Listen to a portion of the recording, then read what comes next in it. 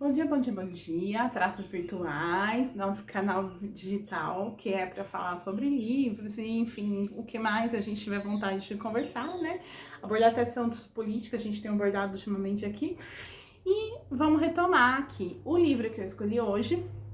Eu já comentei aqui no canal anteriormente, já tinha lido ele antes e eu resolvi retomar num tempo livre e tal, blá blá blá. Falei, vou retomar, vamos ver a leitura. Muda a perspectiva, muda o tempo que a gente está vivendo, muda tudo e o livro, a interpretação também muda. E sim, foi muito legal eu ter retomado esse livro, porque realmente muita coisa acrescentou, né? É o Homo Deus do Harari, né? Yuval Harari, quem não conhece, é do Homo Sapiens, do 21 lições para o século 21.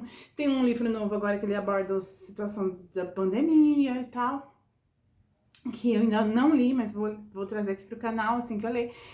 E, enfim, vamos falar desse livro. O livro é o seguinte, ele divide o livro em três partes. O Homo Sapiens, quando ele entra no mundo, quando ele toma consciência, né, de que ele é um ser que está no mundo, age sobre ele e das problemáticas, né? Quando ele resolve esses probleminhas que ele tinha e ele ganha espaço nesse mundo e pode criar, pode desenvolver coisas novas e tal. E quando ele começa a perder o controle do mundo, que é a fase que a gente está vivendo, né? A gente está entrando na fase em que o Homo sapiens está perdendo o controle da existência, o controle enfim, o controle do seu estar nesse mundo. Na primeira parte, ele aborda três problemas, né, que o homem tinha que resolver, que é a fome, a guerra e as doenças. Até então, ele escreveu esse livro acho que em 2016, 2017, alguma coisa assim. Até então não tinha um caso de pandemia e ele falava que um caso de pandemia era muito possível praticamente, zero de chances de acontecer, e aconteceu, ele estava enganado, né? Tá aqui. Mas não, mesmo assim a gente tem a medicina. Você vê a rapidez que a gente está descobrindo coisas sobre esse vírus e tal. E antes demorava às vezes séculos, milênios para você entender uma doença e conseguir controlar. Então, mesmo num caso de pandemia, a gente não pode comparar como era no passado, né? Então o homem resolve esses três casos. Guerra praticamente não existe mais. A guerra, praticamente não tem. E não é nem de interesse das nações mais desenvolverem guerras, terem gastos com armamento, com soldado. Não é interessante mais. E, economicamente, para o mundo, não é mais interessante. E a fome, a gente ainda tem quadros de fome, óbvio, né? Tem muito para ser feito no cenário social do planeta, mas a fome, como foi a fome, principalmente no período medieval, que as pessoas morriam realmente de fome, as pessoas acordavam, comiam pão agora e não sabia mais quando eles iam conseguir comer a próxima alimentação deles, né? A próxima. As pessoas comiam grama, faziam um chá de planta que tinha no quintal, porque não tinha comida. E hoje já se sanaram também esses problemas. O que tem é a pobreza extrema, mas a produção de alimentação para a população é muito diferente do que era anos atrás. E aí ele coloca esses três problemas resolvidos, beleza.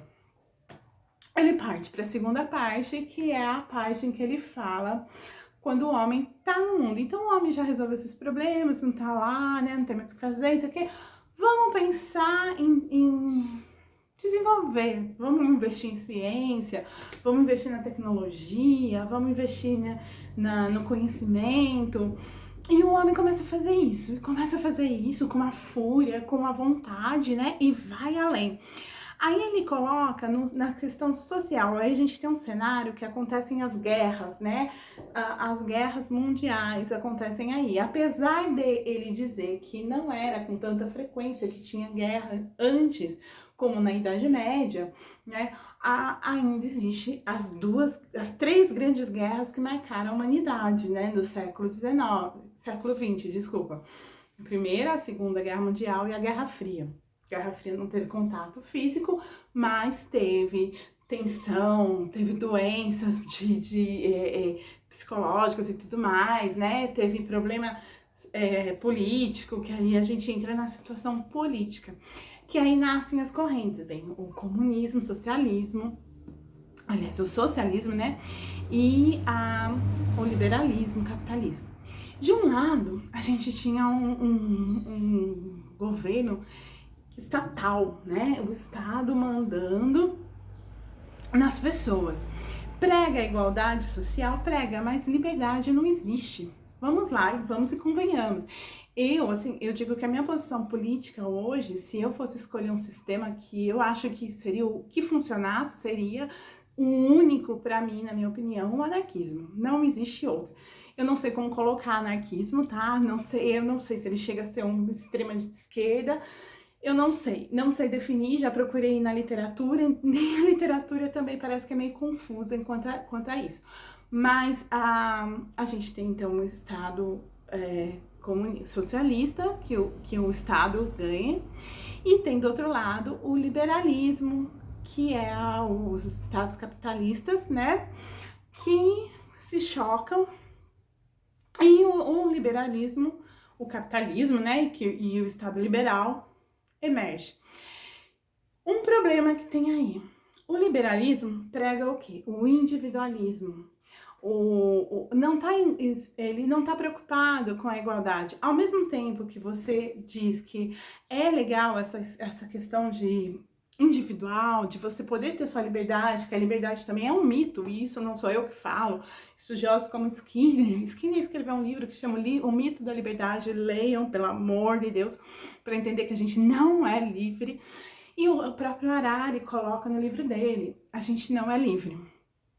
Mas enfim, o liberalismo cria essa ideia de que somos livres, de que somos indivíduos, de que temos direitos, de que podemos ir além. Com isso nasce o humanismo. O humanismo prega, é lindo, muito lindo. O humanismo prega que todos os seres humanos são iguais, que todos os seres humanos têm potencial de ir além, enquanto o liberalismo fala: se eu consigo hoje ir além e o meu vizinho não consegue prosperar, a minha experiência, a experiência dele é válida. Não importa se a gente nunca vai estar igual. Social, econômico, social, a gente não vai chegar no mesmo patamar, mas as experiências são válidas. Então ele valoriza esse tipo de coisa e afasta a igualdade social, coloca em patamares diferentes. Aí vem o humanismo, que acaba, de certa forma, validando isso. E o humanismo, com essa história de colocar o ser humano além, além dele, o humanismo coloca o ser humano além, né, de você poder conseguir seus ideais, de acreditar no ser humano que ele é capaz de ir além, ele também, nesse sentido, acaba incentivando o ser humano a usar de todo o instinto dele, de todo o potencial dele. Coloca o ser humano com todo esse potencial dele de ir além, para esbarrando em questões éticas e questões fora do limite. O ser humano acaba perdendo o controle. Então, se eu posso ir além, se eu posso desenvolver o meu potencial, então eu vou investir na nova tecnologia e vou mudar minha genética, vou aperfeiçoar a minha forma de ser e vou além. Só que com isso, quantos que eu deixo para trás? Olha a problemática, olha a balança como fica desequilibrada, né? E aí, ele fala de tudo isso, e aí entra a terceira parte, que é onde a gente está vivendo, que é a fase que nós estamos vivendo, que é quando o ser humano começa a perder o controle. E pelas contas dele e de muitos cientistas, não são legais. Essas contas são realmente preocupantes, porque o ser humano vai perder o controle. Sim. A biologia cada vez mais aposta no ser humano como um um algoritmo. Eu concordo, eu acho muito legal essa questão. Só que aí ela vai ter ferramentas para fundir a tecnologia e o Homo sapiens. E aí vai cruzar essas duas partes e daí vai nascer, vai prosperar o Homo Deus. O que é o Homo Deus? O Homo Deus é um ser humano muito além do Homo sapiens.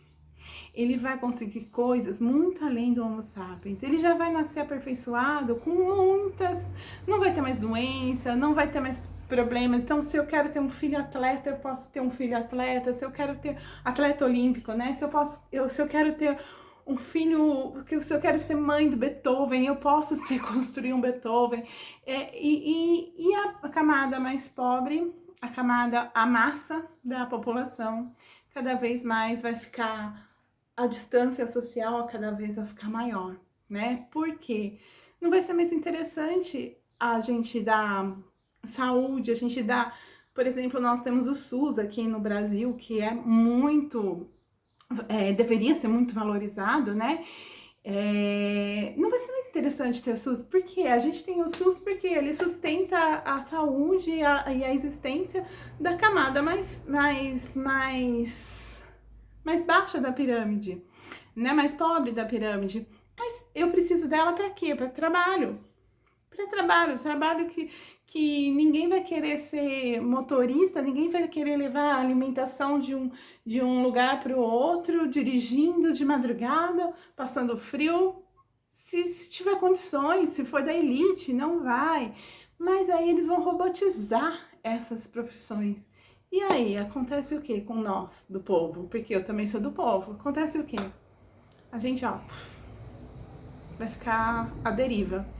Então, a tendência é a gente ter realmente um futuro de um planeta elitizado, de um planeta construído por seres endeusados, né? Mas endeusados sem o misticismo, sem nenhuma metáfora, simplesmente construídos, né?